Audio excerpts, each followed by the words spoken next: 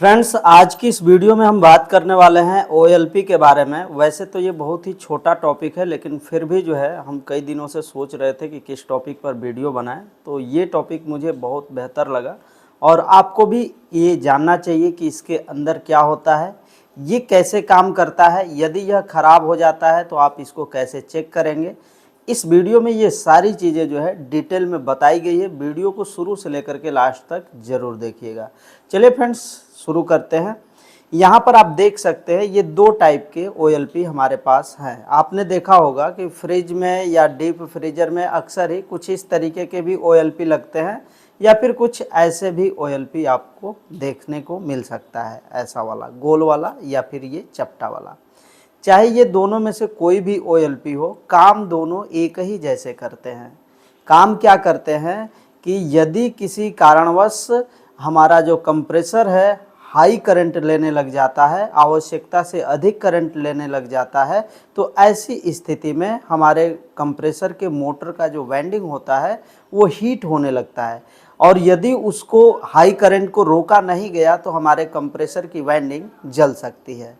यदि high current compressor ले रहा है तो ऐसी अवस्था में यह जो OLP होता है कंप्रेसर के सप्लाई को काट देता है। एक सप्लाई यहाँ से कंप्रेसर को दी जाती है, चाहे आप फेज सप्लाई दीजिए या फिर न्यूट्रल सप्लाई दीजिए, उस सप्लाई को यह कंप्रेसर के पास पहुँचने से रोक देता है, जिससे अपना कंप्रेसर खराब होने से बच जाता है। ये दो स्थितियों में काम करता है। एक तो अपना कंप्रेसर जब हाई एम्पियर लेने लगता है तब वैसी स्थिति में कंप्रेसर को ख़राब होने से बचाने का काम करता है, या फिर कंप्रेसर यदि ओवर हीट हो जाता है यानी आवश्यकता से अधिक गर्म हो जाता है तो ऐसी स्थिति में भी यह कंप्रेसर की सुरक्षा करता है। चलिए हम इसकी चेकिंग पहले समझ लेते हैं, उसके बाद इसको खोल करके भी देखेंगे कि इसके अंदर क्या होता है और यह कैसे काम करता है। OLP किसी भी तरह का हो, आपको चेक करना है तो आपको यहाँ पर ये जो क्लैंप मीटर देख रहे हैं, सबसे पहले इसे अपने कंटिन्यूटी रेंज पर सेट कर लिया जाता है। अपना यहाँ पर आप देख सकते हैं ये कंटिन्यूटी रेंज है, इस पर आपको ये सेट कर लेना है, और सेट करने के बाद आप इसे मीटर को चेक करेंगे तो आवाज़ आएगा बीप का। तो अब जो है हमें इस OLP को चेक करना है, तो हम क्या करेंगे, यहाँ से सप्लाई इनपुट दिया जाता है, एक पिन जो है हम इस पर रखेंगे और आउटपुट सप्लाई जो है हम यहाँ से लेते हैं सामने से। तो ऐसी स्थिति में हमारा जो मीटर है उससे कंटिन्यूटी मिलना चाहिए, यानी कि आवाज़ आनी चाहिए, बजर की आवाज़ आनी चाहिए। आप सुन सकते हैं एक बजर का साउंड बज रहा है, इसका मतलब ये हुआ कि ये OLP बिल्कुल ही ठीक है। वैसे ही हम इसकी भी चेकिंग करते हैं कि ये जो है सही है या ख़राब है, इसको कैसे पता किया जाए। और यह भी जो OLP है ये आपके फ्रिज में भी लग जाता है, और डीप फ्रीजर AC में लगने वाला OLP भी इसी तरीके का दिखता है, लेकिन उसका एम्पियर क्षमता थोड़ा सा ज़्यादा होता है। अब जो है इसको चेक करने के लिए आपको क्या करना है, देखिए एक पिन यहाँ पर रहता है, तो अपना एक प्रॉब जो होता है, कोई भी एक प्रॉब यहाँ लगा लेंगे और दूसरा प्रॉब जो है यहाँ पर तार पर लगाते हैं। आप साउंड सुन सकते हैं इस मीटर का। यदि ऐसा बोल रहा है तो समझ लीजिएगा कि हमारा OLP सही है। यदि किसी कारणवश इसमें से आवाज़ नहीं आ रहा है मीटर से, तो इसका मतलब ये हुआ कि यह OLP सही नहीं है। अब हम इसको खोल करके देखते हैं, दोनों प्रकार के OLP को हम खोल करके देखेंगे कि ये अंदर से काम कैसे करता है और इसकी बनावट कैसी होती है। पहले हम इस चपटे वाले को खोलेंगे, इसको नहीं खोलेंगे, ये तो बढ़िया है। तो इसके जगह पर हमने एक पुराना वाला जो ख़राब था उसको हमने खोल दिया है पहले से ही।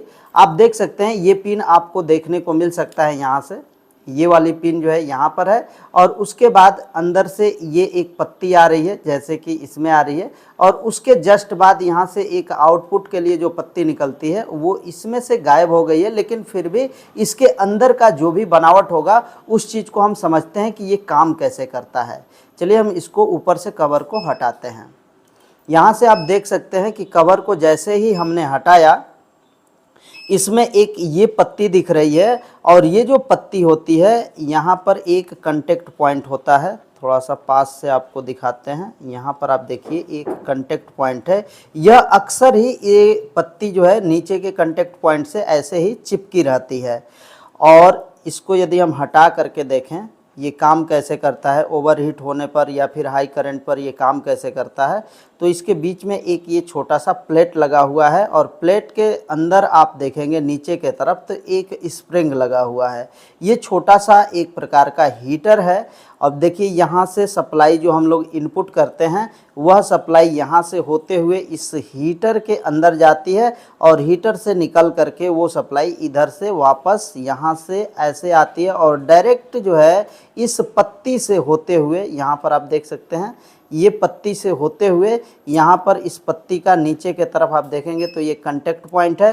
ये कांटेक्ट पॉइंट डायरेक्ट जो है कि यहाँ पर सटा रहता है, इस तरीके से सटा रहता है।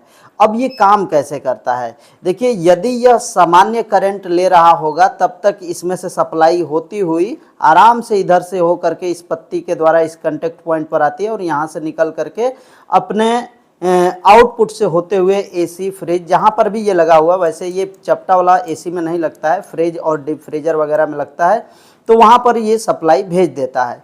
लेकिन किसी कारणवश यदि यह हाई एम्पियर लेने लग जाए आपका कंप्रेसर, तो होता क्या है कि हाई एम्पियर का मान जो है इस हीटर कॉइल से होते हुए आगे के तरफ बढ़ता है। और जब हीटर कॉइल से हाई करंट बहेगा तो हीटर कॉइल क्या हो जाता है, गर्म होकर के लाल हो जाता है। जब हीटर कॉइल गर्म होकर के लाल होगा यानी कि बहुत ज़्यादा हाई टेम्परेचर उसका हो जाएगा, तो इसमें ये जो पत्ती रखी हुई है आपको दिखाते हैं। ये जो पत्ती है कुछ इस तरीके से ऊपर के तरफ ऐसे उठती है। देखिए ये नीचे के तरफ दबी हुई है, लेकिन ये जो हीटर जब गर्म होता है तो गर्म होने के कारण बीच से यह पत्ती जो प्लेट है ये उस तरीके से ऊपर उठ जाता है, ऐसे ऊपर उठता है। जब यह ऊपर उठता है और लगा रहता है यह इसी के बीच में, और इसके ऊपर से ही अपना, एक मिनट आपको करके दिखाते हैं। देखिए ये इसी तरीके से रहेगा। जब वो हीट होगा और ये अपनी जो पत्ती है इस कांटेक्ट पॉइंट के साथ डायरेक्ट कनेक्ट रहती है, लेकिन जैसे वो आवश्यकता से अधिक गर्म होगा नीचे से हीट होकर के वो जो पत्ती है ऊपर के तरफ उठ जाती है। और जैसे पत्ती उठती है, यहाँ पर आप देख रहे हैं ये वाला जो गोल वाला पॉइंट है इस पे सटा रहता है। अब ये जो है कि इसको ऊपर के तरफ ढकेल देता है और ऊपर के तरफ जैसे ही ढकेलता है चट से आवाज़ आता है। आपने सुना भी होगा जब फ्रिज जो है लाइट कट जाती है वापस तुरंत ही लाइट आ जाती है तो एक फ्रिज के अंदर से आवाज़ आता है कट से, वो आवाज़ जो है यहीं से आता है जिससे कि ये कांटेक्ट पॉइंट एक दूसरे से अलग होते हैं और कंप्रेसर के लिए जो सप्लाई जा रही थी वो बंद हो जाती है। तो इस तरीके से आप इस चपटे वाले जो OLP है इसको समझ गए होंगे। OLP यानी ओवरलोड प्रोटेक्टर।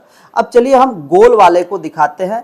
ये जो गोल वाला है जैसा कि आप इसको देख सकते हैं, सेम वही जो है कि OLP अपने पास है। अब देखिए इसके जो तार है ना, इस साइड, चाहे इस साइड किस साइड में रहेगा तो इधर वाले साइड में रहता है। ये जो तार आप देख रहे हैं तो इसमें तार नहीं है, तो इसमें आप देख सकते हैं दो पत्तियां आपको दिख रही हैं। इधर भी एक छोटा सा पत्ती दिख रहा है और इधर भी दिख रहा है। तो वास्तव में ये क्या है, 1 नंबर और 2 नंबर इस पर लिखा रहता है। तो वास्तव में ये होता क्या है, इसको हम अंदर से देखते हैं।